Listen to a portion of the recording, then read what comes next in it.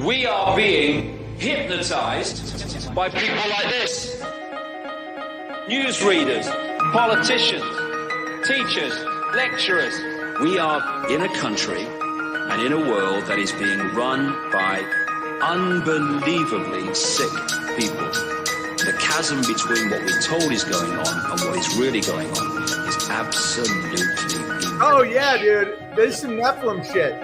It's like we all know what's going down, but no one's saying shit what happened to the home of the brave. These motherfuckers, they're controlling us now, and no one's talking about how they made us fight to be slaves. And everybody's just walking around, head in the clouds, and wanna wake up to a dead in the grave. But then it's too late, we need to be ready to raise up. Welcome to the end of days. Everybody is slaves, only some are aware that the government released. Welcome back, ladies and gentlemen, to another episode of Nephilim Death Squad. I am David Lee Corbo, a.k.a. The Raven.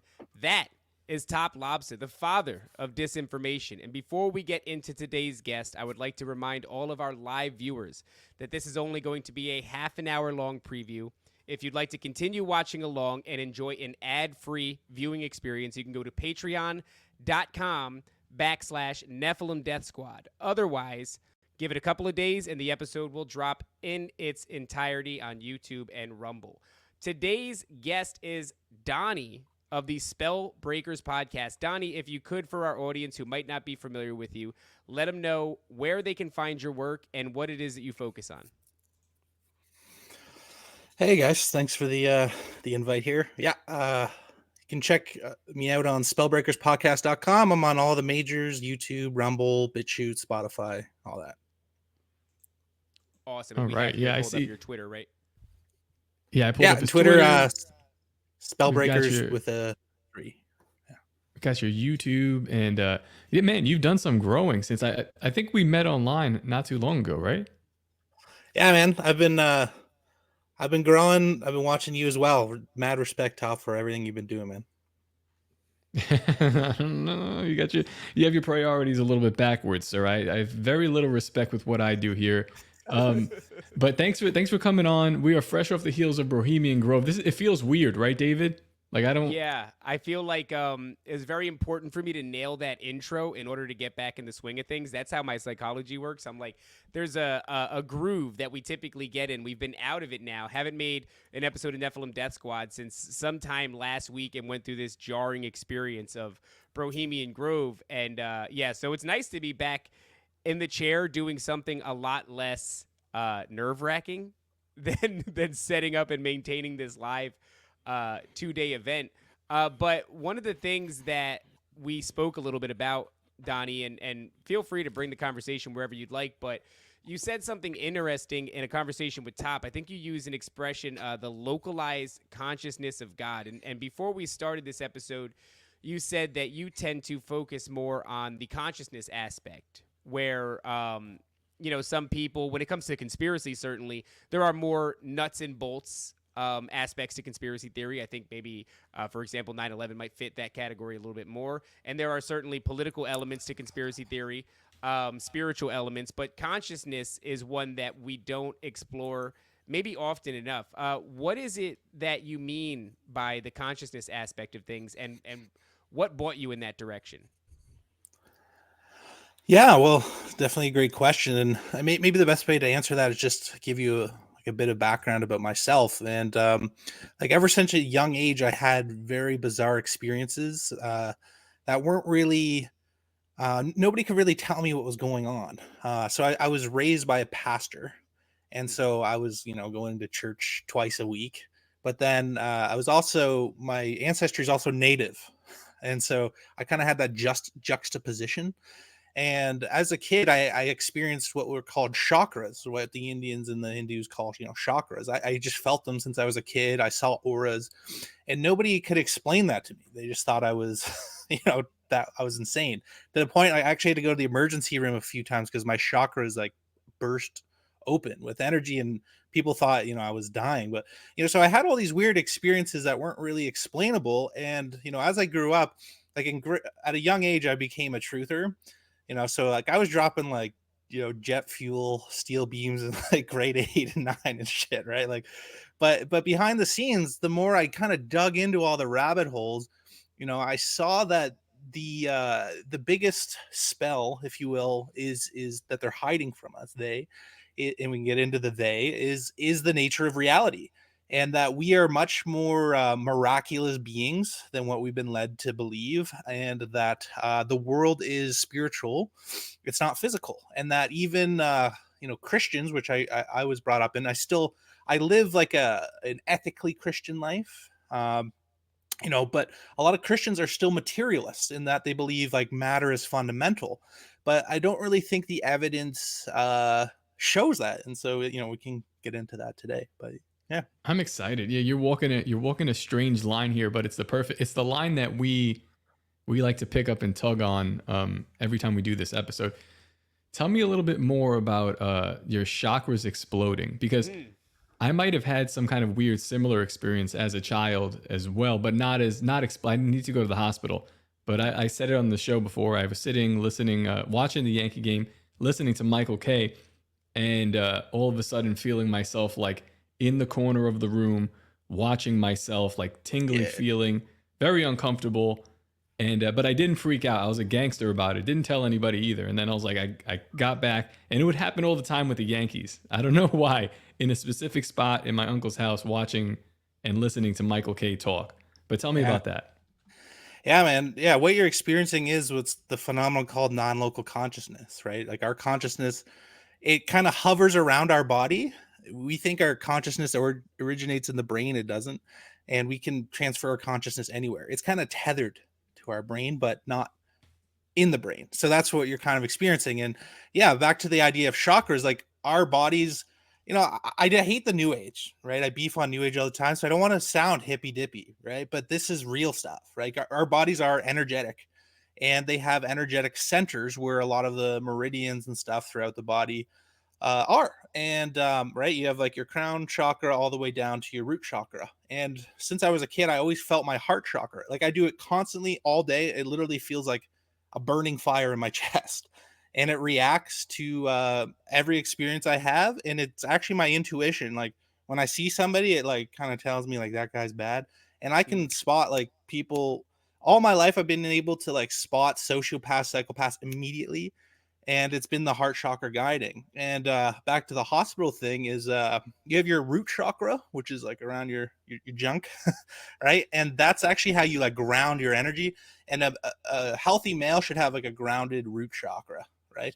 And when I hit puberty, that actually cracked open, and it felt like a rupture. So like they took me to the emergency room because it was phenomenal pain, and the people couldn't explain what it was, right? It's only years later where I started to find spiritual teachers who were like, oh yeah, that's what that was. That was your root chakra opening up because you were maturing into like manhood. I share that sentiment that you just shared about this kind of like beefing with the new age, right? And I kind of go back and forth with it because part of my contention with the new age movement is that it is so gay. And it's not just like the information, it's like the people associated with it, like chicks with armpit hair and blue hair and crystals is just not my bag. But that being said, I did make a tweet. I have a bag of crystals from Matt right here. I literally have. I know. I lost mine. I don't know where it is, and I'm actually deeply upset. They're in your root chakra. Damn it, dude. That's why I felt the bursting. But I made a tweet this morning, and I said that there's a quote, right? The devil is in the details, and I'm often reminded of that because it's kind of an apt quote where, like, if you really pay attention to the finer details of a thing, you start to realize its nature. And I realized that it's almost like a law or a principle, and that it's not accurate. And the reason it's not accurate is because it's an inversionism, right? It's an inversion of like God's law. For example, like I believe God is in the details. If you look at the minutia of a situation, even the way that things unfold in your life, oftentimes if you take a bird's eye view, you realize that so many things happen to you for a reason if you're that kind of a thinker. And so I thought that was an interesting thing because these fallen entities, these fallen angels that Top and I talk about often, we don't believe that they can create. Really, all they do is they invert God's laws and they invert God's creation. So that's a long-winded way of getting back to this original point of these principles or these, let's say, for example, astral projection.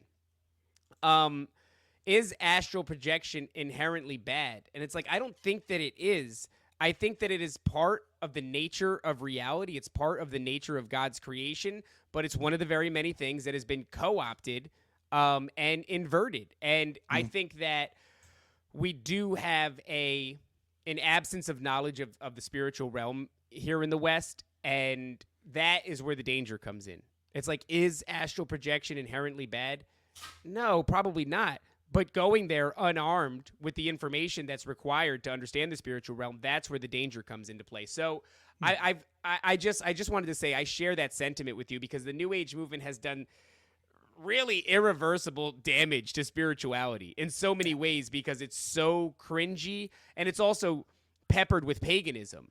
And I don't think that many of the tenets are actually a bad thing, or not the tenets, but the practices themselves are not bad. It's just you're playing in a realm where you're playing alongside fallen entities. Yeah, definitely. I think you really touched on a lot of good points there. Yeah, like the New Age movement is actually inverted Satanism. I actually got in a massive argument with the Church of Satan over the weekend just for Join fun. the club. Yeah, so I had to block those guys because dude, it was hilarious. But anyways, yeah, like New Ageism is just like another self-worship, which is Satanism. They worship themselves. And yeah, there's a lot of danger in that, and as well with like astral projection and other things. Like, look, like, yeah, New Agers are gay and they're really annoying and they lack grounding, right? Like, so I think, when we talk about Maslow's hierarchy of needs, we have to think, especially as men, we have to like have like our hierarchy of development. And I think Christianity gives us as men a really good framework for life, meaning like, being a true male is being a provider, taking on responsibility, building family, building community, and having a more like Christian oriented life. All my friends are Christian, and I think they create the best lives, right? And so yeah, I think to be safe, don't dabble in witchcraft, don't start going into the astral realm, because it's real, and you can if you check out the work of Swedenborg, like there are hell realms that you can go to. And so maybe as like a caution, it's just like, just don't mess around with that, and that might be the case, right? But I think there's also an undue fear in, like, I think God is truth. And so, I don't think we should hide from reality and what reality is. I think that's part of spiritual maturing is really having the confidence to know, hey, I'm an adult. Like I can handle what's there. You just have to be careful. So in your, I guess, have you traveled through this realm, or is this just something that you kind of like are aware of? Astral projection? No, I've projected. Yeah, I'm not an expert, but I have probably 4 times. What have you seen? What's your experience of this other side, this upside down? That's the upside down, exactly. Yeah. So the first time I actually just ended up in a random person's house, and I don't know how I got there, and then that was really bizarre. Other times, so I believe that we actually all I think we're actually in the astral realm and physical realm at all times, right? And that there's a barrier or a void that is set up intentionally so we don't go batshit insane. And I think when we sleep, our consciousness is in the astral, because advanced astral projectors will see people that they'll validate in real life, literally just like sleeping in the astral realm, right? And so yeah, like some dreams are actually astral projection. But yeah, you'll see spirit beings, entities. What's interesting as well is there are just like we have physical police, there are like people controlling the astral. Like you go into certain places and they're like, you're not supposed to be here, and poof, they'll kick you back into your body.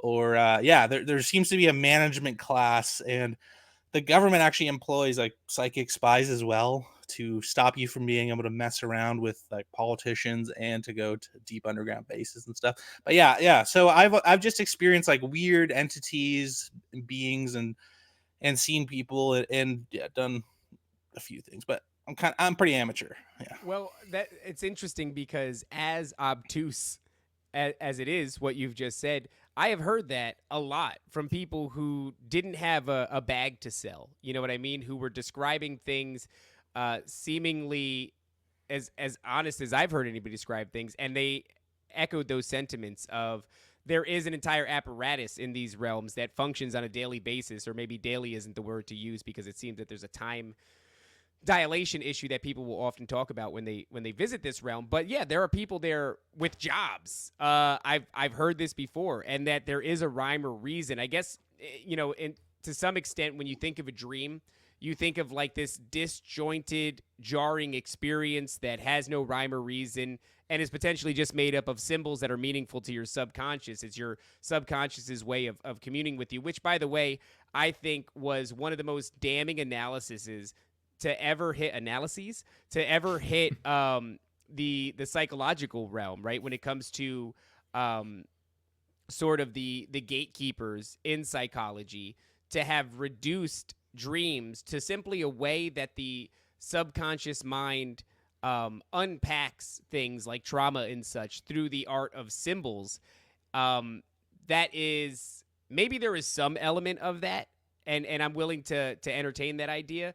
But some dreams are so profound and so meaningful. And how often do you hear someone come back from a dream and say things like, this felt more real? Yeah, what the fuck was that? But also that this felt more real than reality itself. That's something that you see as a pattern emerge from one experiencer to another experiencer. This idea that somehow this place feels more real than what we are experiencing here. So I just think that once again, to go back to what I said earlier, our understanding of the spiritual realm, our connection with the spiritual realm is so weak and nearly non-existent. And I wonder if we'll ever get to know how much poorer we are for it. Well, David, it kind of reminds me here. We're probably going to be doing some more episodes, maybe some solo episodes together, and we don't know what we're going to talk about, but one of the things that I think we should do is deep dive on like pop culture. So what we're talking about here reminded me of the movie Beetlejuice, the old one. I think it's a Tim Burton film. I haven't watched it in a long time, but I remember vividly the waiting room scene. They're in like some kind of ER and they're in a waiting room, but they are in this other realm, this upside down realm where like things are normal to them because this is how they operate. There's just a guy with like a plant head or something like that, and they're just like, yeah, whatever, like this is how it goes. And everybody I talk to who does dabble in this in the other realm in astral projection says the same thing. Is like things are weird, but they seem to manage. Like there was a story I think on Tony Merkel's show. There's a guy, he was in a spot he shouldn't have been, and he was roaming around like a garbage collector, and it speared him and it was about to put him into like the garbage bin, and something saved him from being just placed into. And he said, when it got me, I felt like it had no soul. It was just like a robot doing its job, and it's there to pick up something that's not there and throw it into wherever it goes. And he says that if I would have went into that bin wherever he was going to put me, I would not have been able to come back to my body. So this shit is fascinating. There's some weird stuff going on out there. Right? There are rules of engagement. We talk about that all the time, Top, when it comes to spiritual warfare. But we've never really talked about it in the context of just like traversing an area. Like there are rules to Disney World. You know what I mean? Like I almost found got that out arrested recently. at Disney. I believe it 100%. Wild. It was probably for some sort of anti-Semitic rant. But Tom, what were you doing? Well, let me ask you this, Donnie. You said that you spoke to entities, or you've seen entities and things of that nature. Can you describe to us how you ended up there, and what these entities look like, and I guess if there were any interactions, what those interactions would be like? And please don't worry about going long-winded, because I'm here for the details. This is very interesting to me. Yeah, well, in order like to cultivate to astral project, right, I believe is an extension of becoming a lot more aware of the present moment. So a lot of how we're manipulated as a species, individually and collectively, is that we're basically asleep all day, right? And not just, the I'm awake to the J's or whatever. I mean, literally, like, our brainwave state is like just above sleeping. This show is brought to you by the Van Man Company. If you're like me, then you're constantly trying to avoid products that contain harmful chemicals, especially when it comes to skincare and hygiene. From fluoride in the toothpaste to aluminum in the deodorants, avoiding these products can become a full-time job. That's why we're excited to team up with the Van Man Company to bring our listeners a solution. The Van Man Company offers a range of incredible products, like their Miracle Tooth Powder, made from natural ingredients like peppermint oil, ancient sea salt, and baking soda. And the best part? It's 100% fluoride-free. They even offer an aloe mouth rinse. Or how about their tallow and zinc sunscreen, made from ingredients like organic olive oil, organic beeswax, and 100% grass-fed and grass-finished beef tallow. And there's more. With products like tallow and honey soap, coconut and magnesium deodorant, and peppermint beeswax lip balm, you can't go wrong. From head to toe, the Van Man has you covered. Listeners of this show can use promo code Nephilim at checkout to receive 10% their entire order at vanman.shop, or you can click on the link in the description below. That's promo code Nephilim, Nephilim, for 10% off your entire order at vanman.shop. From head to toe, the Van Man has you covered.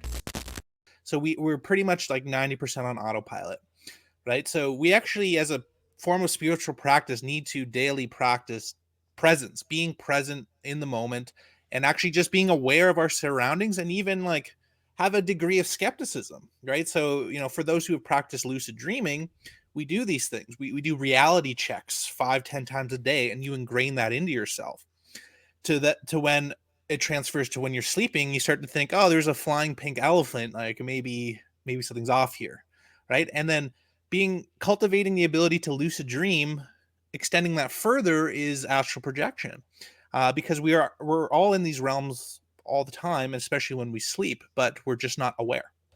And so that level of awareness, as you increase that every day, you'll become more aware in the astral states, right? And so for me, like, I would just peer in and out spontaneously through practice. And so, yeah, like I've seen light beings, crystal cities, like literally entire worlds that were made of crystal with advanced beings. Like, we're in kind of like a lower realm. We're not full hell, but we're kind of like in between, whereas there are states or dimensions. I don't know if they're dimensions. I don't know what it is, but it's entire, creatures who look like beings of light, who don't walk, they float around, who are like, you find spirit guides who come to you, and you might not even be able to really perceive them with a physical body. They're just energetic morphings. It goes, you can't even describe it. Like, they're like kaleidoscopic, multi-dimensional entities that are dropping knowledge bombs on you. And back to your point about, you wake up from a dream, it's more, it feels more real than this life. I argue that this life is a form of shared dream as well. But yeah, like in the astral realm, there's, who knows what's driving it, but yeah, there's these endless, it's incredible. It's hard to put into words, right? Well, so you're describing these sort of crystal cities.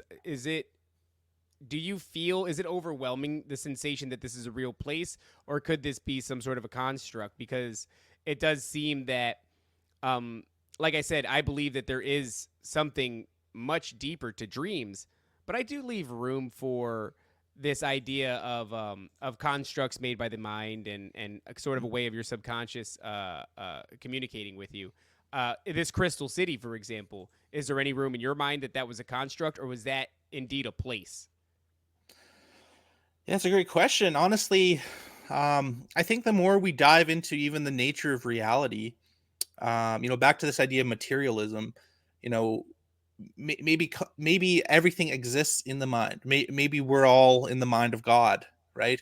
Who's to say, right? We have this idea of materialism, like this is a physical place somewhere that if I hop on, a American Airlines flight or something I can go to, maybe it does exist just in my mind. Maybe it exists. It's a shared reality. There's this concept of egregores where enough people together can create like an energetic reality. Right? And so, I leave it. I'm very comfortable not knowing, but to me, like in my heart, it feels it feels real. It feels beyond just at least my conscious egoic mind, like feeding or creating this vision.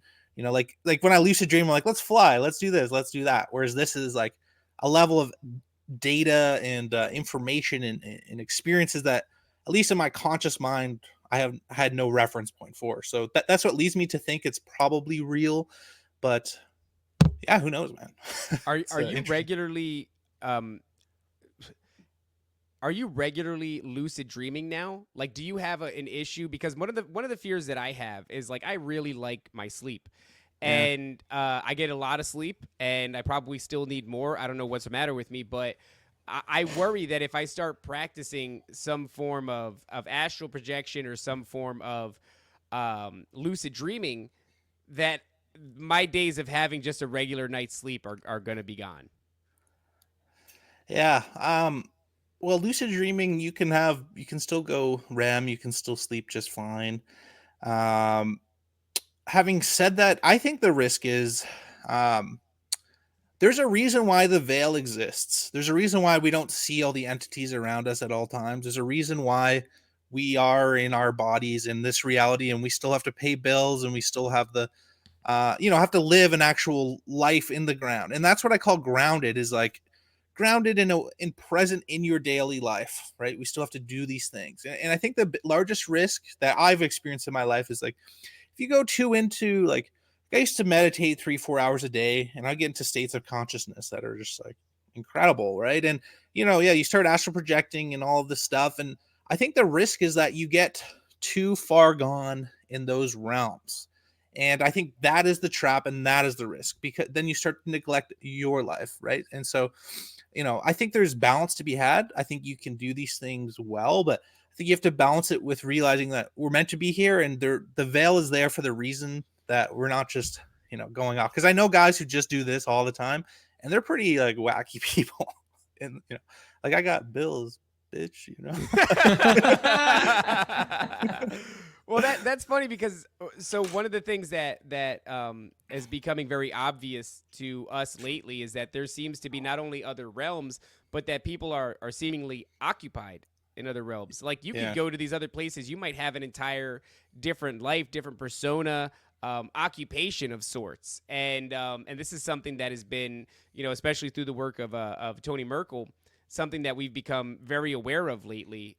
There's even a guy named I forget. I'm sorry, it's Steven something. I know the chat's gonna go crazy, but maybe Stephen. No, I don't remember what his name is. Either way. Oh, Stephen Kelly. Stephen D. Kelly. Stephen Kelly claims to be a guy who has an entire alter ego that he embodies, and it's sort of in a dream realm, but he's aware that there is, and I know this is going to sound crazy to the audience, but there is a mission-driven aspect to this existence that he inhabits when he goes to like this other realm. He's got an employer even. And so this just brings you once again to this topic where it's like you think that the astral realm or your dreams are sort of these ambiguous, ever-moving, ever-chaotic, meaningless spaces that you can inhabit with your consciousness, but it seems like no. There are occupations, there are jobs, there are employers, there is a rhyme or reason and a methodology to the way that things operate in these other places. And I can see there are consequences in this world from that place as well, it would appear. Mm-hmm. Yeah, they inform one another. Like the spiritual realm impacts us, and we impact the spiritual. It's a thread running through creation that's connected. Like, yeah, it's we think of ourselves as separate. Like, I believe we are infinite. I think God has created an infinite world, and time doesn't actually exist, right? Like, our ego and our minds put us here in linear time. We could be like, yeah, you guys have probably all experienced, you have a dream And like you were in a different life, a different planet. You looked different. You had a wife, you had kids, you had worries. And at first when you wake up, you're still tethered to that, right? And it feels so real. It's like I lived an entire life, and then you wake up. What if that wasn't just a dream? Like scientists don't know what the fuck's going on. I think the last 4 years told you, what's going on. We could literally just be like, you just lived a full life every dream, and think about how much more profound that is than neurons firing in the brain. Like that's like that Rick and Morty bit where he plays the game like Roy. Have you ever seen that one? Yeah. Exactly. Exactly. Yeah, he's at like some alien arcade and they're like, oh shit, he's gonna play Roy, and he puts like this little helmet on and he lives an entire life as Roy from childhood all the way to him dying as an old man. And people are like gathered around because like, oh shit, he's actually gonna do like this next thing, and it's like just fucking weird, dude. He takes it off, he's all fucked up. Well, that's what's his name? Ari Shafir. One of his famous stories is having taken salvia and lived an entire life under the ocean. I don't know if you guys remember this, but like he had a wife and kids, and he felt like he lived there for I don't know how long. It was a long time. So much it affected him so much that after the experience wore off, he had feelings of remorse and longing for his family under the sea. So I mean, I don't know what that is. That's an anomaly that I don't know where to place. It's strange. And I saw shout out to Nancy in the chat. She said, when are Top and I going to start our dream journals? And it just so happens that I was going for a run today and I was listening to the confessionals, and it seems that even Tony shares this sentiment of like not wanting to start a dream journal because it's like you open this door to a dynamic of life that I don't know what sort of depth it's going to add to this experience. I got a lot of stuff to focus on. The last thing I need to do is be raising a family under the sea. So I don't know if I got bills, bitch. Yeah, I got bills, bitch. Yeah, underwater bills too. What the fuck? Donnie, do you keep a dream journal? Yeah. Of Dream course you journal's do. key.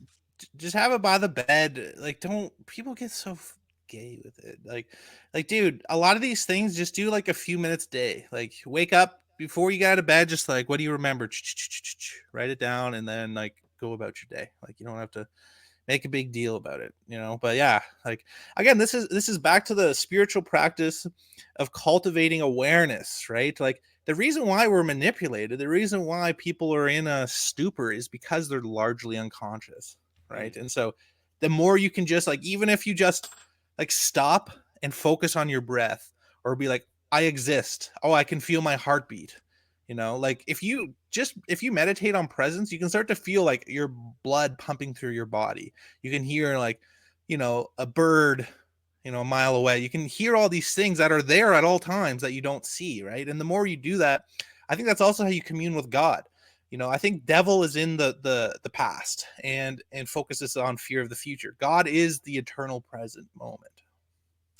Very interesting. Okay, before we go on though, I would like to make all of the live audience aware that we are now going to end the preview segment of the show. If you want to continue watching and enjoy an ad-free viewing experience, you can go to patreon.com/Nephilim Death Squad. Continue watching along with us. Otherwise, look for the episode when it drops to the general public in a few days. We are now going to cut that end of the screen. Goodbye, people. Goodbye. So where do I want to bring this? Because there's so many things that, like I said at the top of the show, I want to ask a question. I mean, it's probably going to be fairly simple for him. So one of the things we've been focusing on, and we've been actually batting an idea around of doing some kind of a documentary, or just like basically filming this and talking with people in a more professional setting than just this kind of podcast. But is there any veracity, or is there anything to being at a location and then traversing into that other realm? So like astral projecting while physically being in a different spot, because we've had stories that all originate from a certain place in America, and it has to be more than just coincidence that these entities, that they're communing with a similar or the same entity within 100 miles of each other. And there's also there's a massive cave system. So yeah, Yeah. Yeah. Again, I think like as above, so below. In that, like what's happening in the spiritual realms are happening here, right? Like we have this concept that everything should be universally dispersed throughout the world or through an area. That's not true. We have like pockets. You know, whether that the same idea of chakras in the body that extends to the planet. You know, Mm. where you have these areas of you know basically if you see all of the like wonders of the world like the pyramids, you can draw a straight line around the planet, like it's a straight line. So some species, some society way more advanced than us like lined those up for a reason. And I think it's for exactly what you're talking about, that there's sites on the planet that actually connect together and are high energy. Well, even the Yeah, cathedrals to St. Michael, the same thing. yeah, They're like exactly. there's 7 of them in a straight line. It's Yeah, incredible. Right, and yeah, that's shout out to Bradley Lale of the Awaken podcast. He does a lot of interesting research on like the 33rd parallel, and it's this this ley line that stretches around the planet. And to your point, Donnie, on Weird that shit. ley line, there is a tremendous amount of not only megalithic structures, but just like oddly important places that fall on that And line. people. So but that's a great way of putting it, Donnie, is that the same way people have chakras or points of high energy dispersal might be the same way that the planet has points of high or focused or concentrated energy, which yeah. is where, countless times you're going to come across these examples of either a structure of great importance on that line or seemingly a group seeking to do a ritual or ceremony in that place. There are these places across the planet of energetic significance, and I think that's a great way of putting it, comparing it to the chakras. Yeah, yeah, definitely.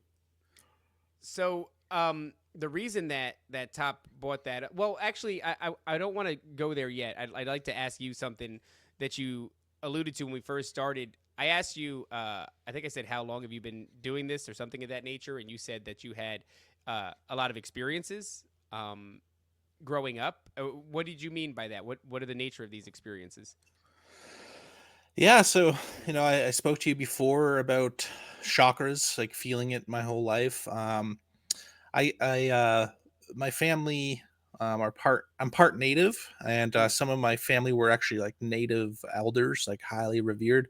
And even when I was 10, I would have native elders who were like the equivalent of shaman come up to me at a young age and say like, "This kid knows things." They called me a like a star seed or something, and yeah, I would have from a young age, I felt like this wasn't my home. Like like I belonged in another realm. Like I had come here for a reason, but that my home was not even like this planet. And at a young age, I was telling people that, and my parents were like, "Dude, live right here. Like, what are you talking about?" And then chakras, or sorry, auras as well. Like I would just see a halo of light around people, and I could determine their level of vibration and quality by the size and color. And yeah, imagine being in grade 6 and being like, like, "Miss Smith, why is there like a pink halo around Jessica?" And she's like, "Well, I think you're going insane." you know yeah, right. So like there's not a in our culture, there's not a lot of ways to have these experiences, see these things, and not be either like thrown in a mental institution Mm. or seen as insane, right? Yeah. Right, and other cultures, this would have been seen as a gift, right? This idea of auras is something that is, that's not anybody's first time of hearing of it. Recently I was contacted unprovoked by a psychic, and I've become very um, hesitant of psychics over the years because I think that there's probably something happening where we all have familiar spirits that are tailing us pretty much at all times. Yep. And that when you run into a psychic, really what's happening is there's a high likelihood these familiar spirits are just communing with their familiar spirits and disseminating information about you that way. And I can't identify the nature, whether it's good or bad. And I also think that engaging with it is a form of consent for these familiar spirits to then engage with you. I think conversation is a form of consent. And so if you don't know what you're doing, I think it's better left alone. But I do empathize with the idea of like, some people do not, well, I would say nobody really asks for those things, right? Nobody asks to be able to see auras. Some people who are psychic, if you take them at their word, are being bombarded with information and impressions all day long, and they didn't ask for it. And so, once again, I just wonder if there is a problem with our interpretation. A lot of, I consider myself Christian, and I know that a lot of Christians back away from these things, and rightfully so. But when you do that, it leaves you with a lack of information or a lack of knowledge. Whereas there's another side of the spectrum that may be a negative side of the spectrum and is very willing to understand these things. And I think that the more we back away from it, the less we understand and the more damage that we're doing to ourselves and just our understanding as a society of the greater implications of the spiritual realm. But I just hear you describing this as a kid. You're seeing auras, and I kind of go like, well, if you came to me now and you said I'm in the practice of trying to read auras, I'd be like, don't know that I'd recommend that. But what do you say to a child? Yeah. No, you touched on a lot of good points, and I'm glad you raised that up, because I was raised Christian. I still have a very soft spot for it. I try to live a Christian life. All my friends are Christian, but I think where I deviate from them is scientists call, they make fun of Christians. They call them like God of the gaps, like, oh, we can't explain it, thus God did it. Well, I think Christians do like, Satan of the gaps, where if there's things that we don't readily understand or isn't fully explicable, we just say that's Satan or that's satanic and it's inherently evil. And I think that's the devil. Yeah. And I think there's trappings in that as well, because I think reality is miraculous. It's incredible, and to be clear, entities exist. I've been attacked. I have seen entities, like dark entities. They exist, right? We could talk about that for hours if we want to. They do exist. I think largely they need our consent. And as well, they like the way it works. It's not like I think Christians give demons too much credit, in that if you believe in Christ, believe him with your whole heart. Believe that you have dominion over demons, right? That, a lot of Christians like have this fear of the demonic. Like, I believe demons and entities are just trying to keep you in check. Just like, how like chicks like shit test you to be like, is this guy actually like who he says he is? They'll poke little, that's what I think demons do, in my opinion. Like, yeah, you don't want to like fuck around with that shit. Like, you don't, but at the same time, like for me, because I've had like my connection with chakras and seeing auras, like when I look at people, immediately I get a download of information. Like it could fill a book. It's like I can see on their face and I can feel like, have they had traumas? How do they think about themselves? Their level of intelligence, how they would respond. I can almost read people's political views like 90% just by looking at them. I get the download of info, that then always turns out to be true once I get to know them. And it's like, is that just demons? Is that well, just to be fair, a septum piercing with blue hair is usually a dead giveaway of your political leanings. But I'm the same way though. I could look at I look at people and almost immediately know, especially when you look at their eyes, which I'm not a fan of looking at somebody's eyes, because if I'm looking at you and getting this from you, I don't know what you're getting from me. But I could immediately I can see where you're coming from. I could say all the same shit. Especially politics. People wear that stuff like right on their sleeves nowadays, not just with the color of their hair, but like how they'd respond to any little probes that I would be putting out there, like, me, and they're meaningless stuff, but whatever. No, I think that's you're right on though. Like, we were just talking about that over the weekend. And I said that because, we did a live event and there was so many people in real life there. And what I will say is that meeting all of the fans of this show was tremendous, but you run into characters. Thanks for literal demons. That's right, Nancy. But you do run into people where, what's a giveaway for me? When you're hiding stuff. That's what I don't like. It's like, if you come to me, you don't have to be this. you don't even have to be a good person, honestly. You just have to be honest and be who you are. If I sense you're hiding anything from me, I could pick that up so quickly. I know how people feel about me, which is really weird. And certainly don't have a color correlation with that sort of a skill set, but I too like pick up so much from people that it becomes exhausting. Let me I need actually to get away ask- from people. Let me ask That's why I Donnie moved to a something. farm. I live in the middle of nowhere on a farm in the mountains because I'm too sensitive now. Like I'll go to a party and like I'm getting this info from like 30 people and I gotta fucking go, and everyone thinks I'm a psycho. And That's it's just probably like, the smart thing to do. We're doing live events. No, well, I'm also by myself on, not on a mountain, but on some kind of a farm for that exact reason. When I'm around people, I couldn't figure out why. I'm like, I must hate people. I really like people. I just don't like that. Like it gets overwhelming, and it's just like emotionally draining as well. But David just said something about color, and you said something about color as well. You said you've seen an aura, color around somebody, and for me that's fascinating because I'm a musician, so I was, and I sort of still am, obsessed with the idea of perfect pitch and synesthesia, relating that to Jimi Hendrix, one of the most famous musicians who had synesthesia. I think that the song is called "Axis of Love." that's when where they he's- see sound. Yeah, Right? he's correlating color. Well, he's correlating color to emotion, and then saying, like, putting it to music. But a lot of people, I have this to a certain level with music as well, where I used to play in a church, and my wife would be like, "What's the name of that song that we played?" I'm like, "I don't remember the words. I remember it was in E major, and I remember that because it feels orange, whatever that means." So those 8 notes, E, C sharp, F sharp, G sharp, those notes, when they come together, I'm like, this feels orange to me. G major feels green to me. So that's only 1 sharp in there. And I don't know what that is, but if you're seeing that around people, what kind of colors, what do they relate to? Explain yourself, Donnie.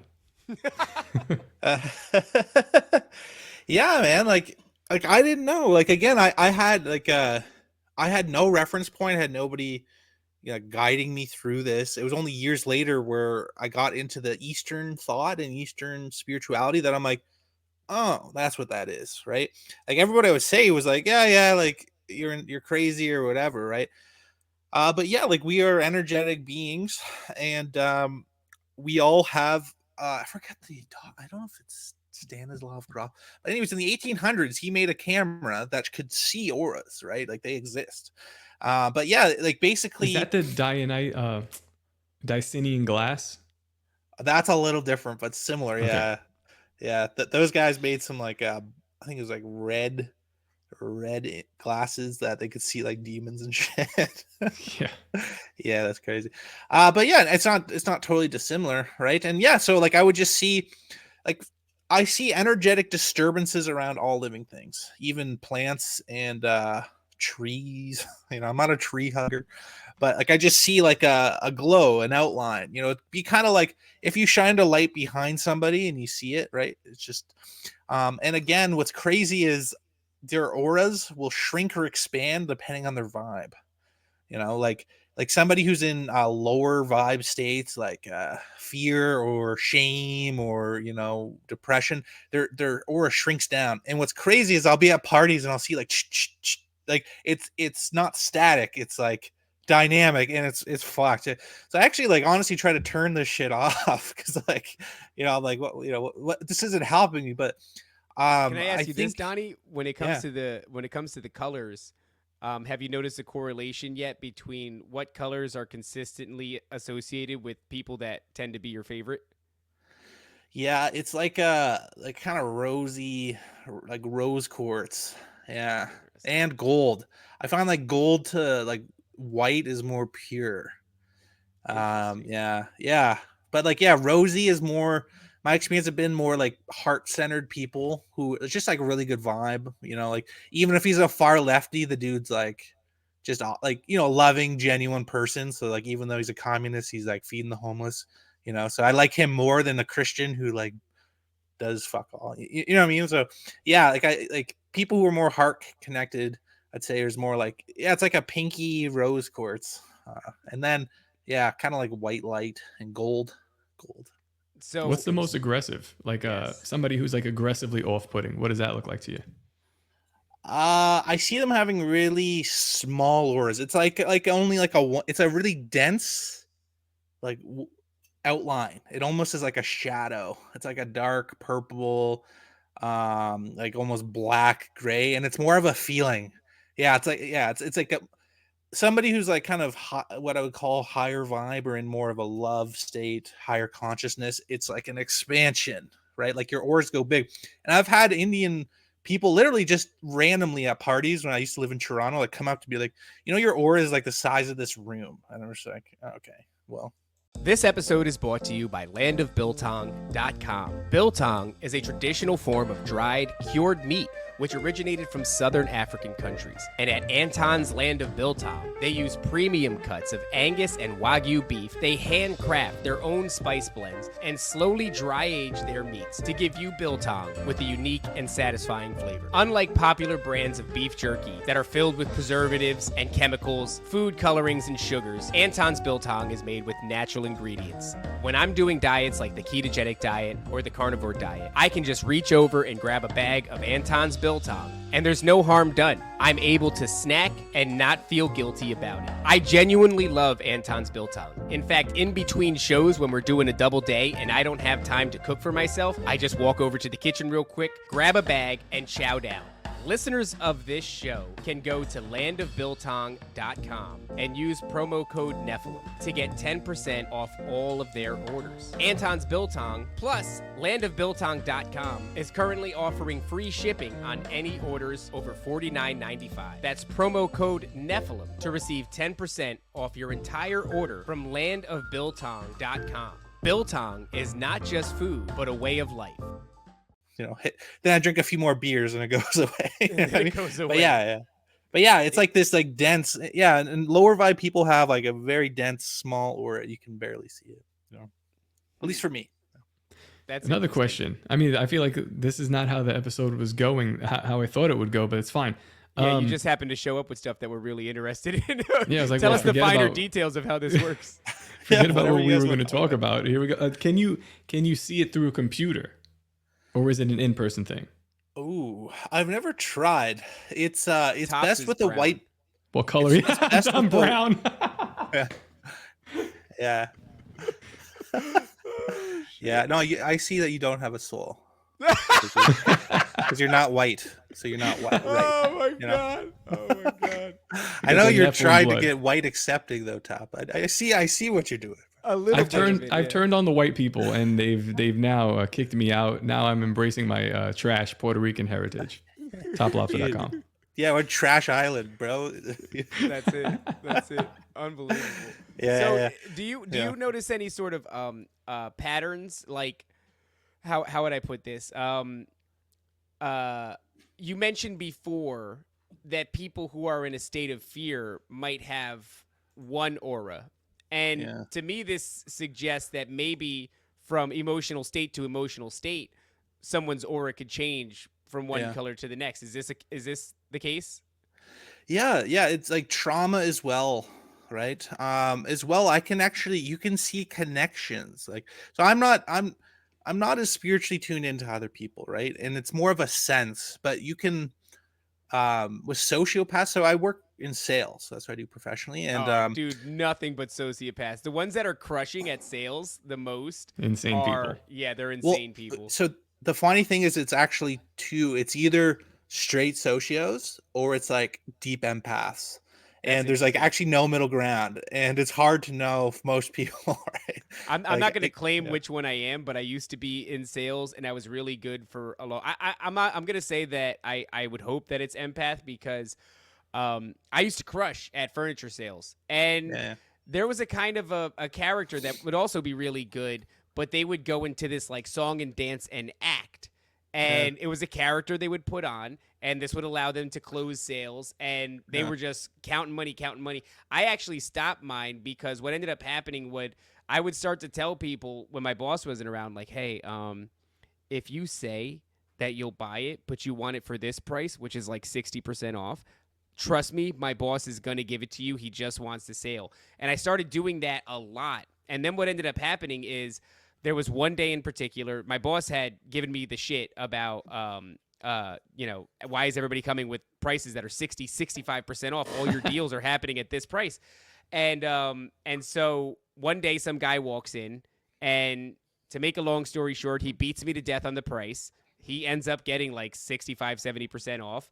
I think it was the lowest sale that I had ever made, which, guys, by the way, you go to Ashley's Furniture and you could do this. You could beat them to death on the price. The government doesn't want you to know this. What the government doesn't want you to know is the furniture's free. Making the It's couch just sitting there. gay. You could take it. So this guy beats me to death on this really beautiful bedroom set. He buys it. He leaves the same day. This is the highest price point bedroom set that we had. The same day, a little old lady walks in, and she just doesn't know that you can haggle. She makes zero effort, and she pays full ticket price. And I felt so terrible that I quit my job. I left. Well, actually, no, I didn't leave. I just stopped doing my job until they fired me after that, because I couldn't feel good about that. But to your point, there is like this character that does excel at sales, and he is like kind of a psycho. Like, it's this person that puts on a character and gets that sale no matter what. And they bleed and they ooze fake empathy or connection with the customer, but it's not real. And the customer doesn't know it. They think they're having a genuine interaction. This person is like the clown it or some shit. Like, it's just there to suck your soul and move on to the next thing. But in the meantime, it'll honk the horn and do the dance. You know, it's very disturbing. Yeah. Like, I had to start my own little thing because I would always excel, but all my managers were psychopaths, and I would see it from day one, and then I would call it out. I always call it psychopathic, sociopathic behavior. I never go along with it ever. And I would always, people would always have a kind of mark on my back. And the worst thing psychos and sociopaths want is to be found out, because they're kind of like scared little boys in a way. And they just back to what we're talking about, like, they excel in ignorance when people aren't conscious, right? If you become a bit more self-aware and you have a better sense about people, you'll spot psychopaths immediately. And I'll spot them immediately. We'll go eye to eye, and like, I just know. You can see the coldness in their eye, the deadness, right? And that takes spiritual discernment, and not everybody has that. In the Bible, it often talks about the gifts that people have, and discernment is one of those gifts. And I think this just bolsters even more my opinion that, like, these things aren't inherently bad. It's not inherently bad to be in contact with the spiritual realm. It's not inherently bad to use these gifts. But I think the playing field is such that, like, the only thing there to influence you if you're unaware of the spiritual realm, or not the only thing there, but like these darker aspects of the spiritual realm can influence you. And that's the part that really gets me lately, because it's just an interesting conversation we're having here. I've been going back and forth so much on things like dream journaling, things like lucid dreaming, whether or not astral projection is actually bad. Are crystals evil and gay, or is there some functionality that's not necessarily evil? You know what I mean? Like, it's really left us in a stupor spiritually. Yeah. Well, yeah. Oh, go ahead, Tom. Sorry. No, I was gonna say it kind of brings up the like why I don't like what Joe Rogan does. Although I think maybe in a certain way he does prepare his audience for some of these spiritual attacks. Like when he's talking about like just beating the shit out of yourself physically and like, not being a bitch, this kind of thing. But I feel like the audience is also segmented. You have people who are there to do psychedelics. You have people who are there for the David Goggins, Cam Hanes stuff where they're like doing, Iron Man runs. And then you have people who are there for MMA or whatever fucking else Joe Rogan does in comedy. But he's kind of introducing his audience to like, hey, go in a float tank, do DMT, talk to the elves. And I would never tell my audience to do that. I wouldn't even tell them to do a fucking sleep journal, because I don't know where they're at mentally or where they're at as a person. If they're a weak person and they're just kind of like flying off the hinges, I don't know, a couple thousand people listen to this show. I don't want to lead somebody down this path and then they get completely destroyed by something. They could also be in a locality where something's there that's more nefarious than it would be on my property if I were to do something like that. So Yeah. I don't know. Yeah, like the way I see Rogan is, honestly, I think he's let down a generation of man. Like, and Peterson as well. Like Peterson in the early days, like I'm Canadian. I've met Peterson before he was famous. You know, I knew him a little bit, and he's now blocked me. I think Top, you're on the block list too, right? For Yep. yeah. But I mean, imagine if Rogan, instead of just pitching drugs and all of this bullshit, like Rogan's done a lot of good things. Like he's inspired more people to do good than I ever will. So you have to give credit where credit's due, right? And I hate people who like beef when they're like nobodies and they beef about, you know, same with Jordan Peterson. He's inspired more people than ever. But imagine if instead of just telling, you know, young men like, yo, just do drugs and get into fighting and do this shit and, you know, all this bullshit, like live a good life, build a family. Like, sure, you can explore, but, you know, cultivate goodness, cultivate truth. Like if he just even like 2% cranked up that knob a bit, I think we'd be in a different culture. Right. And yeah, like when I was listening to Joe Rogan, I was doing drugs. Like I was in the pickup culture for a while. Like I was like chasing chicks all the time. It's only when I actually realized that like the Christian type life is actually gives you the most fruits. And you know, you know, I think in any time we're assessing anything, a devout Christian will say, is it biblical, is it not? And for them, sure, that works. Like for me, I ask again, you know, Jesus says judge them by the fruits of their labor, right? And so I always say, you know, how does that working for you? I just see everybody and every idea as an experiment. You know, what's it like if you, I know guys who drop DMT, they still live the same broken lives. So like, why would I do that? You know, then I see guys who raising families and living on a farm, and, you know, and trying to cultivate being a better person every day and the fruits of that. And I see that. So that's what I want to do. Right. So in everything, we just have to ask, like, what does that do for you? You know, like, Well, does that actually it's kind of interesting because so the standard view of the Bible, like how I looked at it, especially the Old Testament, I was like, this is like a lot of these and thous, and it's kind of like what you should do, what you shouldn't do, a little bit boring, and like you said, it leaves a lot of gaps and a lot of things open. But as we're doing this show and we're talking to some really interesting people, biblical scholars, other people who are thinking outside the box, you read the Bible again and you realize that it's a complete book of instructions of what's going on. I mean, there's from sleep paralysis to Bigfoot, that's in the Bible. They are telling you about these things. They're telling you about the other realms. And then when you start to get into the extra canonical books, which are also the Book of Enoch, which is mentioned in the Bible, so obviously they believed it. These things get even more fascinating to what we're discussing today. So there is veracity to them. These things are real, and they're backed up. Yeah, they're backed up by a book that I live my life by. So it's kind of a shame when I see, you know, other Christian people missing it or like ignoring the spiritual, because I'm like, no. This is all around you at every moment. You better start looking and paying attention. Yeah, no, I totally agree.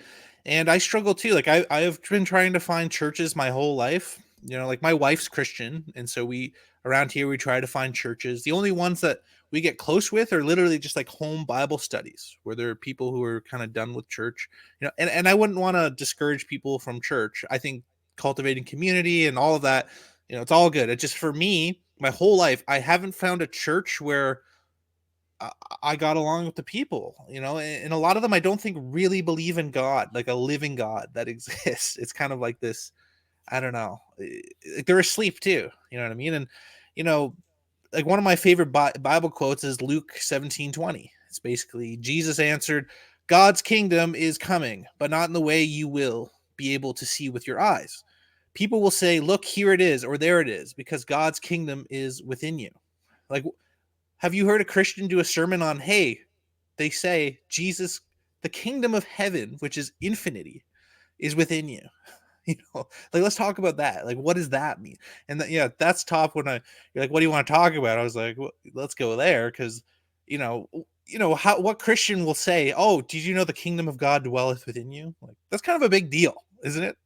See, and this is so I want to talk about this, but this can get like very slippery because this slides into that new age stuff where they're like, you are God. You can, well, this is the, so, all right, this is the initial lie with Adam and Eve, right? You can be like gods if you just eat of the fruit. And they do. And it's like the lie is you can be like God. But what you're saying here, there is some truth to it. So go ahead, break it down for us, man. Tell us what you think about, what does that mean? What does it mean to you? How should we look at that? Yeah, well, like so the New Agers and Satanists, I actually think they're the same, right? And if you look at like the early New Age was like like Lucis Publishing Company, these were like Satanists and shit, you know. But anyways, basically they worship the self, or they believe that we are God, right? We are one with God. And every single person I know who said I am God has been batshit crazy. So I believe that God, I think we're intricate, like God, in the same way, like, Eve came from the rib of man, like we've come from the rib of God, right? Like without God, we are nothing, but God has imbibed us with the power of creation. And I think that power is consciousness, and that is the creative force in the universe. And so God dwelling within us, God has given us their power of creation, right? Without God, we do not have this power. Like I am not a God, but it is the ultimate blessing bestowed upon man, is that energy, that connection to God. Like out of God we came, right? It's almost like we were birthed of God, right? He is, the same way, like our children have our cells in their body and we have their cells in our body, right? They come from us, they are of us, right? And so, yeah, like I am not my child is not me. I am not God, and God is not me. But the essence, the divine essence of who we are is born out of God's divinity. So that's what that's the conclusion I've come to. Highlight. That's an important highlight or a distinction to make, Donnie, because when it comes to the New Age movement, or like Top said, the original lie, which is that you can be as gods,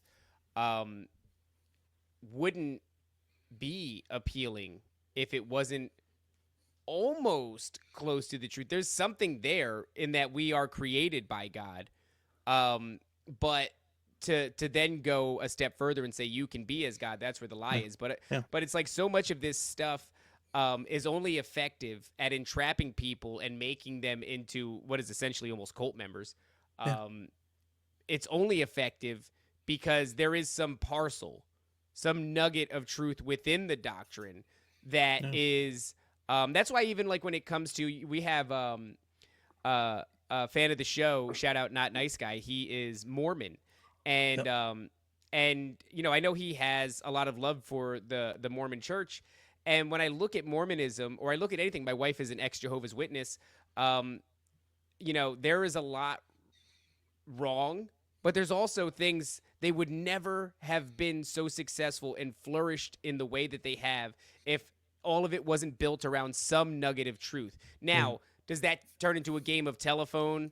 And do we add all kinds of interpretation to it and then build it into this big fleshed out thing where there are so many things wrong with it?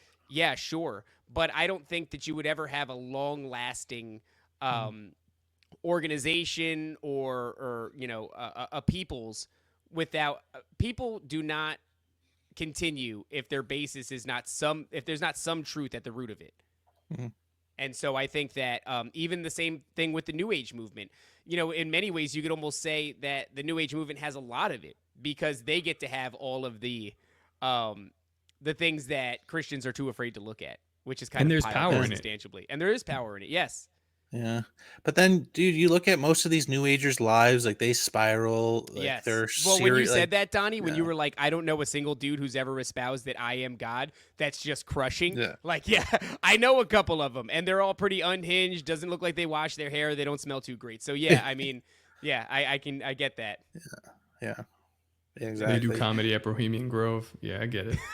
I didn't say it. You said it, dude.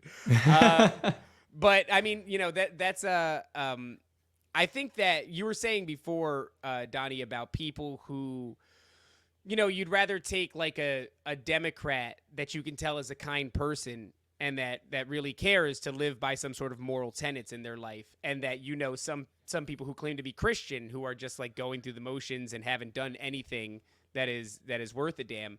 And I think that a lot of people, they gravitate towards religion for the wrong reasons. And one of the reasons that I think is fundamentally the most incorrect reason is searching for identity. And what I mean by that is like having an identity within Christ, within God, is not what I'm talking about. What I'm talking about is doing the hard work of finding out who you are here and what you're meant to do. It's the task that we're all set up with. It's the game that we're all trying to figure out while we're here. What is my purpose? Who am I? What am I meant to do? What am I meant to bring to this experience, this realm? What am I meant to leave behind? And honestly, a lot of the work you can convince yourself is done if you just adhere to a group that already has a belief system, that already has a built-in identity. We're all looking for identity. It's honestly what makes identity politics such a sticky situation, that so many people are willing to identify with a set of political beliefs or whatever the hell it is. Because look, the work's done. Now I don't have to figure out who I am. Now I don't have to figure out what I'm meant here to do. Who I am is a list of tenets that were written down by some organization, and what I'm meant to do is whatever the hell they tell me to do. And that is the wrong reason to get into it, but it's so appealing because the work is hard. Yeah. And it takes a long-ass time to figure out who you are. So I can see that as being the pitfall for a lot of people. I think a lot of people fall into that category, those who are just going through the motions and aren't really believers. David, so we have like, so right now we're kind of closed and we're only showing to patrons, and they have some good questions in here. So I think we should ask Donnie. I see Donnie's responded in the chat here. They asked him two questions. They want to know if you've seen shape-shifting reptilians, and have you seen any demons, Donnie? Yes, I feel like these, you know. Yeah. Yeah, I've just seen. yeah. I've had weird UFO experiences. Yeah, I didn't really talk about that, but as well, I've seen people who, not a full shapeshift, but I've intuited the energy of reptilianism. And again, that's sociopathy is, I think that is our reptilian brain, right? So, you know, have I seen full like lizard men running around in waking consciousness? No. I've had dreams of lizard creatures that maybe that was real, right? I've battled entities in my dreams all the time that are kind of terrifying. But no, I have seen like almost, I could intuit like a reptilian energy in the people, right? And often they turn out to be sociopaths. And demons, yeah, I have. I'm with Marzinski on this, that most of the voices in the head are not ours; they are implanted. And demons actually latch in the back of your neck, and so I've battled demons, and I've seen actual. I think they call them shadow people. Literally 7 foot tall people. Like if I dive down certain rabbit holes, it also opens yourself up for attack. That's why I think the Bible is correct in giving caution, because I've seen like at the corner of my eye shadow people, and then a towel like lifts up, thrown like in my house. So yeah, these entities do exist, and they're mostly outside of our realm, but they can kind of peer in. They can do like a little swoop in and fuck with us a bit and kind of dip out. But yeah, that's been my experience. What's a subject that you've been looking into that these kind of things happen to you?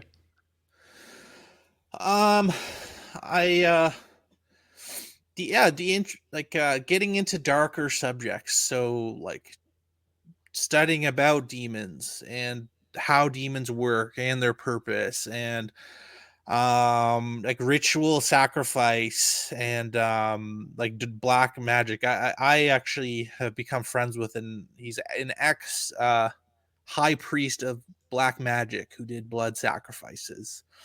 And even though he's out of that game, I think there's a certain rift in reality that when you do that, like you still have little orbiters around you, because you know I'll interact with them, and after I almost have to like, whew, you know, like you also have to be careful who you talk with. Like be, you know, there are people possessed, and that can imprint onto you, even if they're good people. Like, it's not like they're evil or something, but I think we all have I think demons are parasites, and parasites aren't evil in that they're a cleanup crew, but they can also overwhelm the host, right? And so I think we all have, to an extent, demons, and I think they keep you on your game if you are connected with God and pursuing a life of goodness and connection to God. But I think if you deviate from that, they can overwhelm you, and they will attach to other people.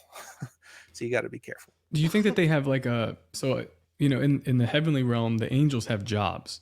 You think Yeah. demons have jobs? Is that kind of what you're getting at? Yeah, they are. There's a hierarchy to demons, and actually, so this is where I think Christians get it wrong as well, in that there's like a fear of demons, like they're all powerful, and then there's also a pure hatred of demons.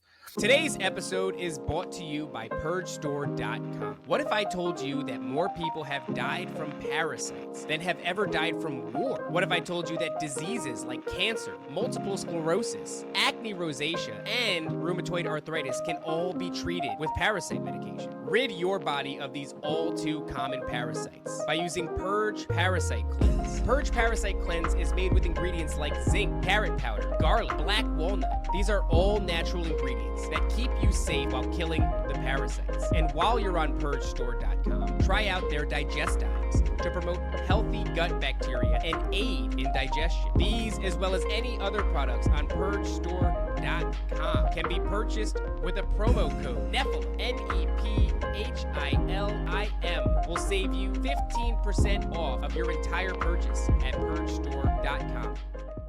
And I see demons. I actually have, this might sound weird, but I have compassion towards demons, because I believe if people I know, this high priest, former high priest of black magic, he would start to talk to demons, and what they told him is like, hey, I'm forced to do this job. Like, if I don't deliver, if I don't try to attack you, if I don't do this, like, I'm fucked, and fucked in a way that you can't imagine, buddy. Like I'm forced to do this job. And that, if God is all powerful, you have to ask yourself, why does God allow demons to exist? Is it to me, that's a question that's very interesting. And just saying, oh, because a woman ate an apple 6,000 years ago, metaphorically, that's why, that to me isn't a good enough explanation. For me, what I believe is, I believe God allows evil and demonic to exist because it's a choice. It's like, kind of like Job in the Bible. It's like, hey, if I ruin your life, if I give Satan power, will they come back to me? Will they find me, right? Do I still dwell within them? Will they find your creator? And, I think the answer is yes, right? And so I think demons are there to test us and to force us to go back to God, because through pain, through struggle, through our lower, struggle and pain, that's when we search for God, for higher ideals. So that's, I think demons are, like, I wouldn't talk to a demon. I don't want to chill with a demon, but like, I think they are slaves, and I think they're forced to do what they do. And yeah, that's what I think. That resonates with me a lot because,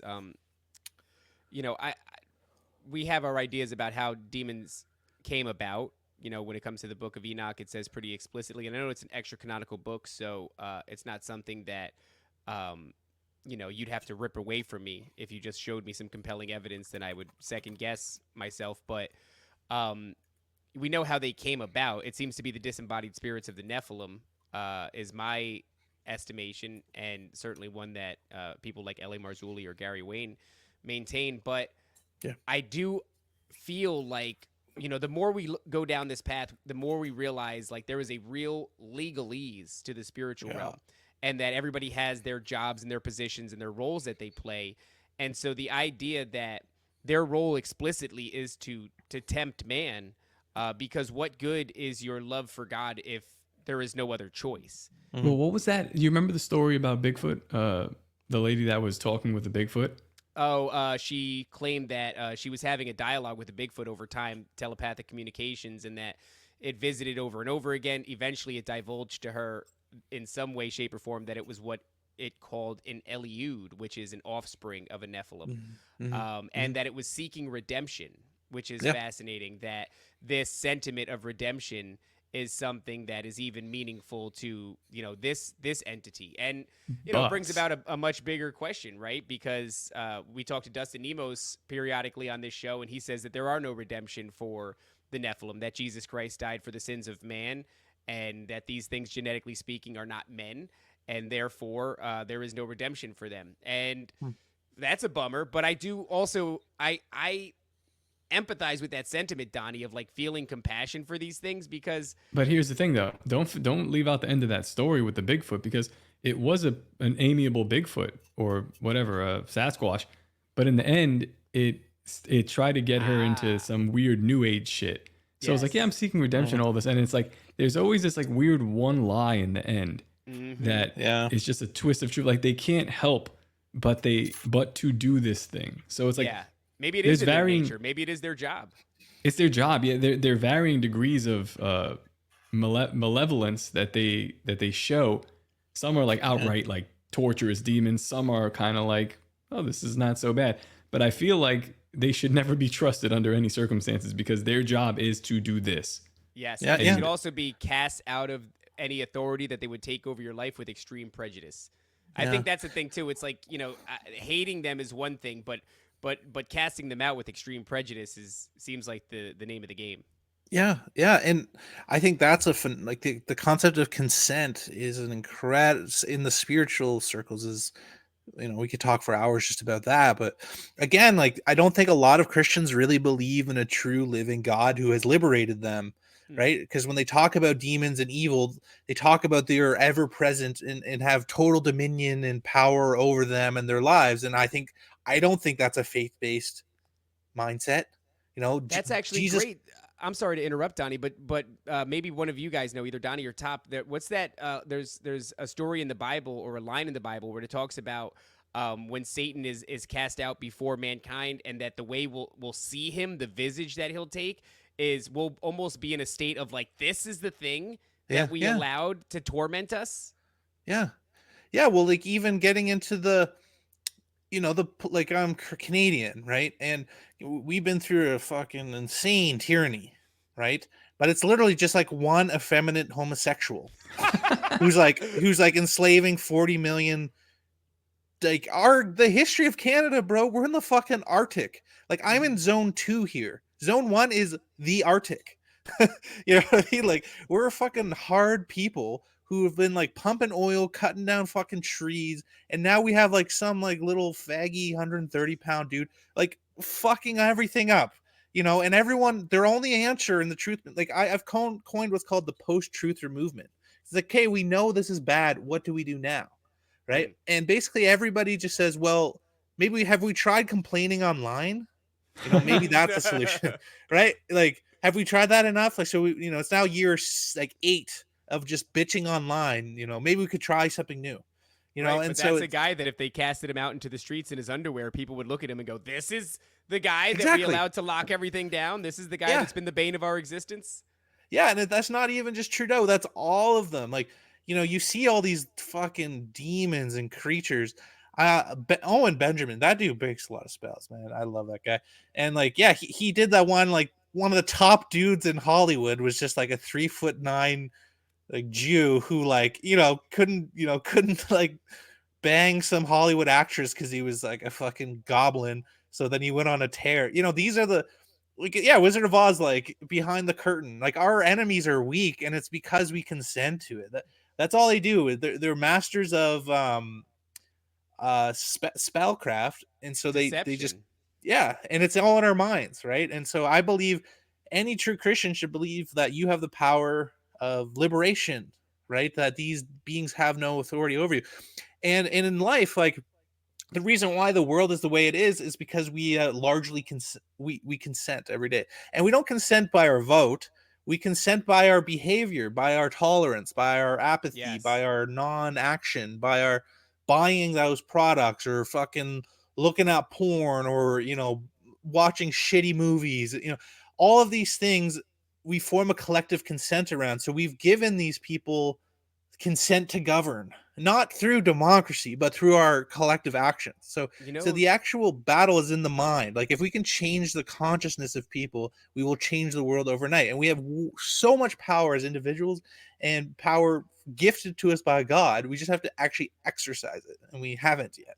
that's really it's a great like partner to what I'm about to say here, because so many people, when they're indulging in these different things, whether it's mindless hours of Netflix watching or eating trash or poisoning their bodies or allowing themselves to be taken advantage of through one form or another, it's all consent. But that's not the way that people look at it, right, Donnie? It's like you go, well, it's been a long day and I've been working, 50 hours, 60 hours this week. What else am I supposed to do? As if you are powerless, right? And it's like, no, you're not powerless. Jesus Christ. It's a lot of things that the church leaves out. The church leaves out, they go, Jesus Christ died for your sins. He also gave you the authority to tread on serpents and scorpions. And that is like the big thing that the church doesn't hit hard enough, in my opinion. And that is like extreme, to use something from Jocko Willink, right? This idea of like extreme ownership.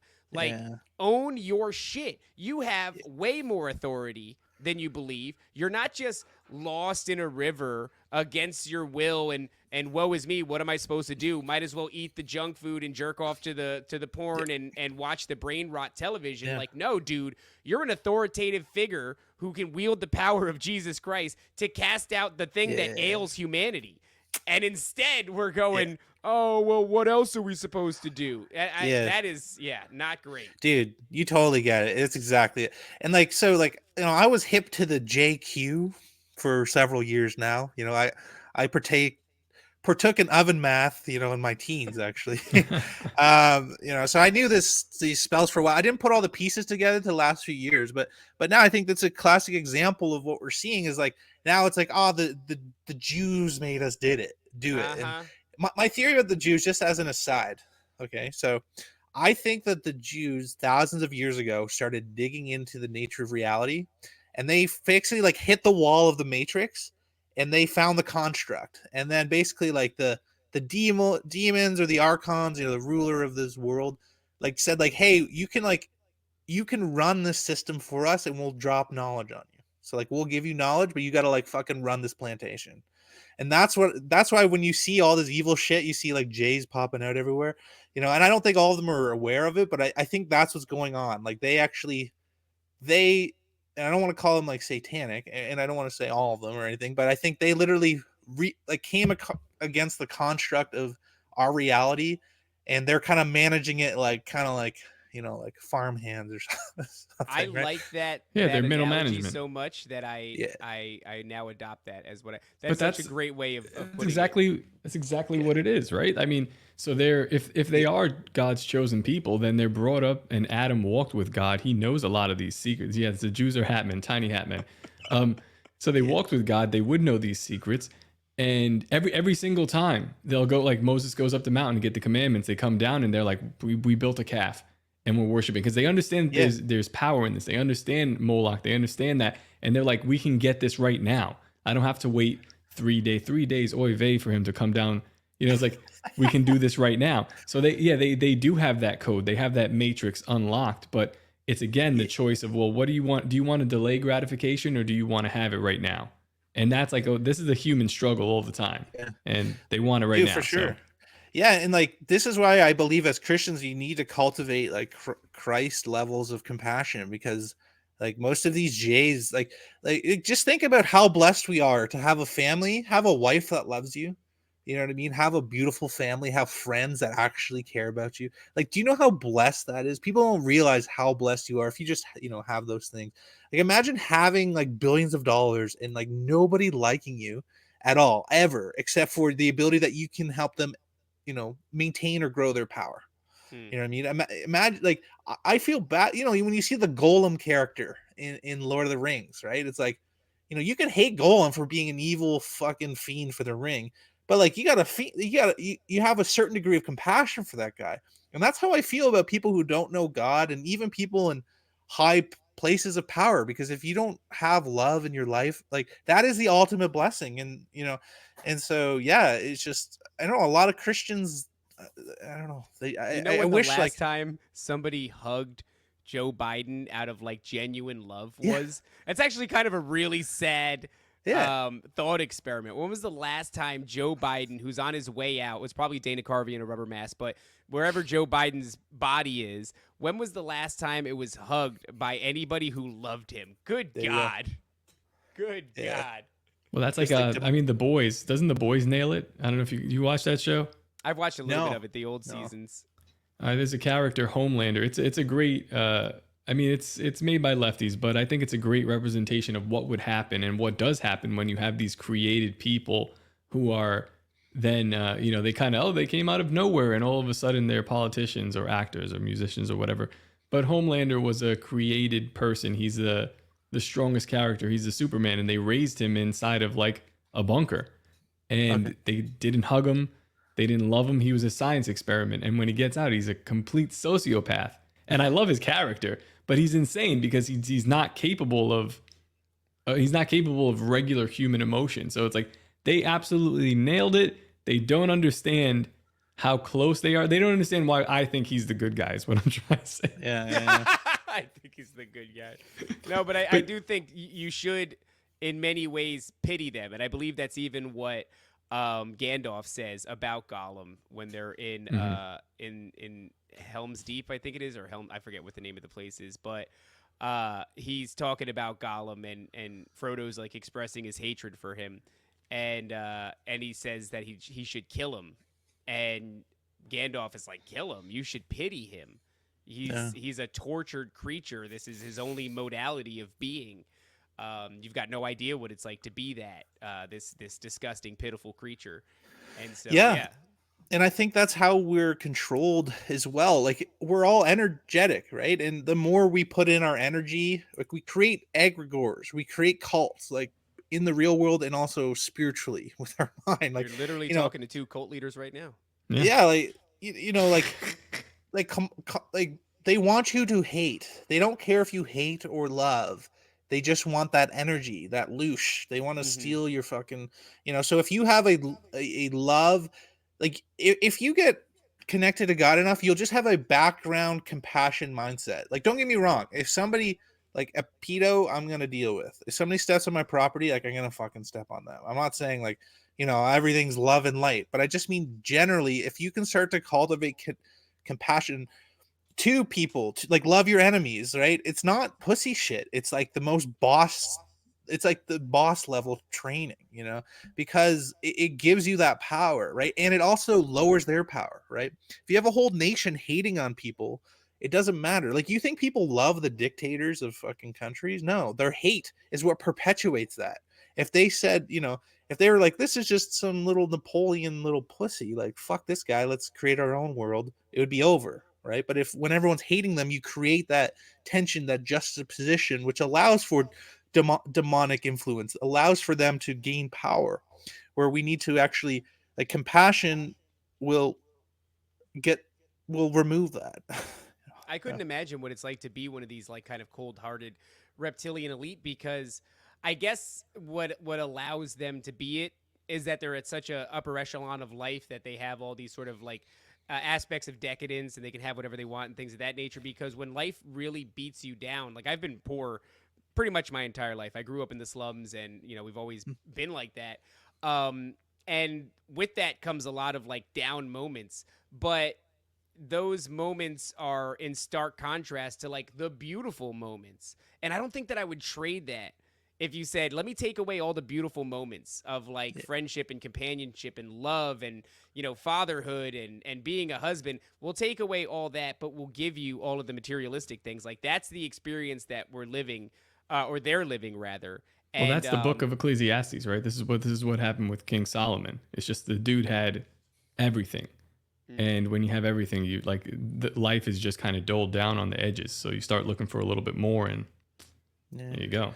That's it. Yeah, and I would argue that I wouldn't be where I was without darkness, without pain, without demonic attack. I've had a really fucked up childhood, a lot of abuse, a lot of stuff. Like, I don't really get into because I've transcended it, but and I wouldn't be who I am today without having to go through that. And I think both of you as well. Like I have friends, like one of my best friends, he's a devout Christian, loving family, awesome dude.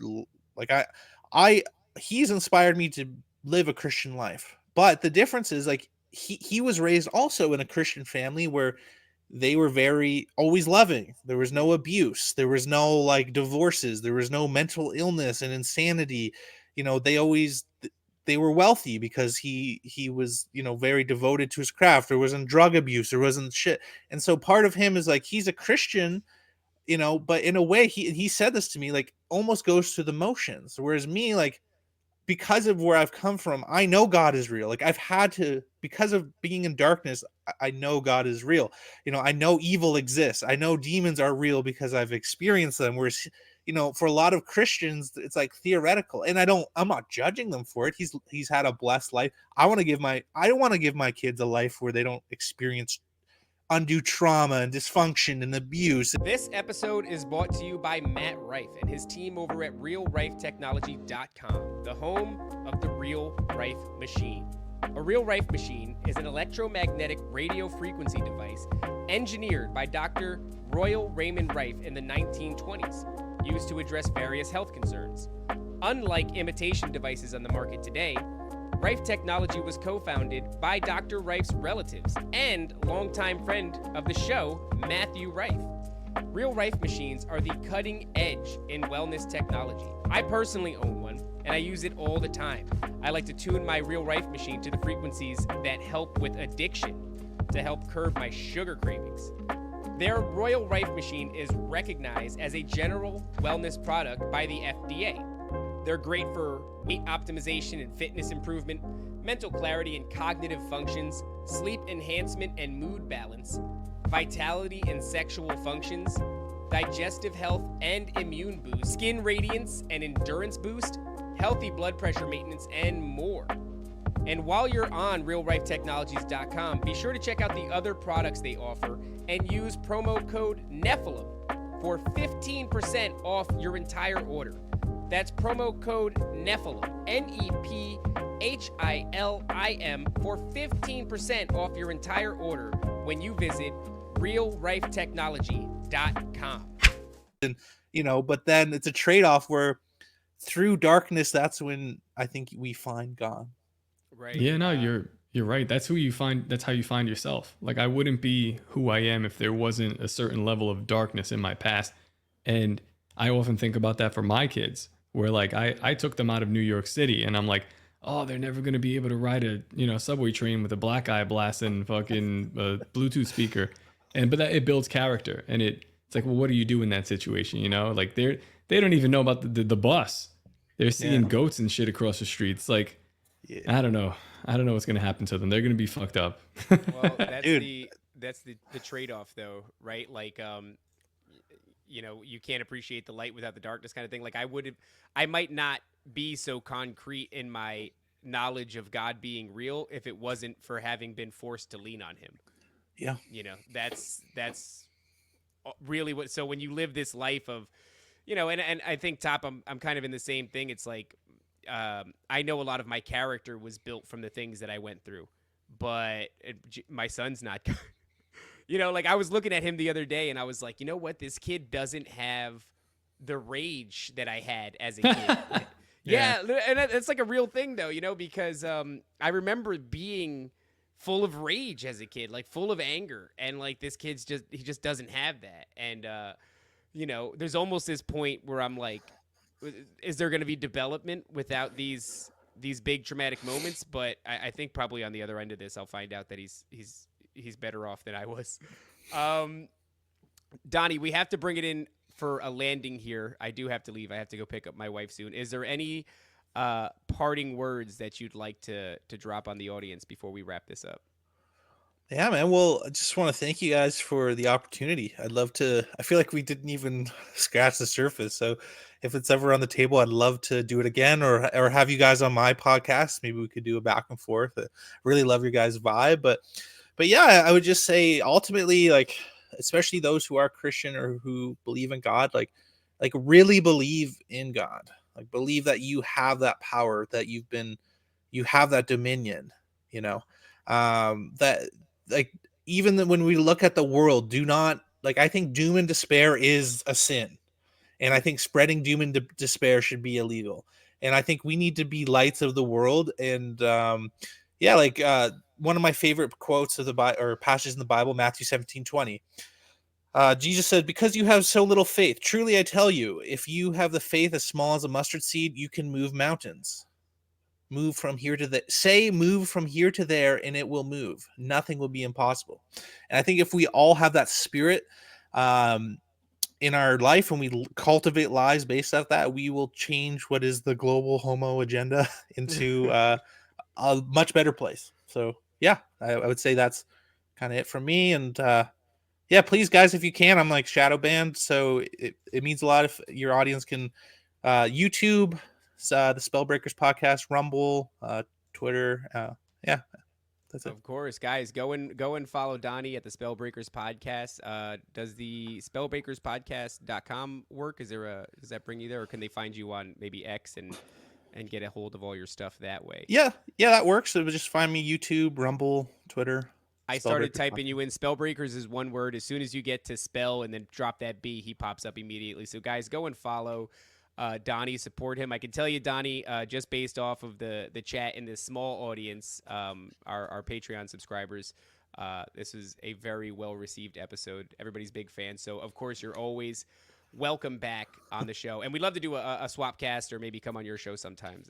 That would be great. So thank you, brother. Thank you for everything. If you could figure out how to get out of Canada in 6 months, we might be doing another Bohemian Grove. Maybe, I don't know. Oh, dude, I'd come down. Bohemian Grove. I'd come down. 100%.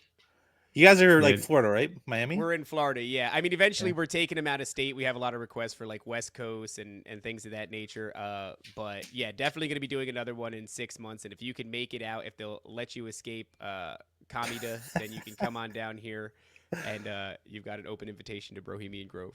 Yeah, dude. Sweet, and man. again, thank you for, he was like, hey, we got to talk. And I was like, all right, let's fucking talk. And it is, what a great discussion. I'm glad we did it because I've been following you for probably a year, maybe over a year now. And I was like, I like this guy, but I'm not exactly sure what he's all about. And boom, now I know. It's like one of my favorite guests on here. So yeah, man, we'll talk again. You'll be back on, we'll go on yours or whatever. We'll figure it out. But until then, we're out of here. I think we're back on Friday, right? We're back on Friday with Tony Atterburn of Wise Wolf Gold and Silver, and maybe with Ed Mabry, the continuation of the Book of Revelation series. We'll see. It's a jam-packed day, so we will see you guys Friday. Peace out. Peace out. The greatest hypnotist on planet Earth is a oblong box in the corner of the room. It is constantly telling us what to believe is real. If you can persuade people that what they see with their eyes is what there is to see, you got them. Because they'll laugh in the face of an explanation that portrays the bigger picture of what's happening.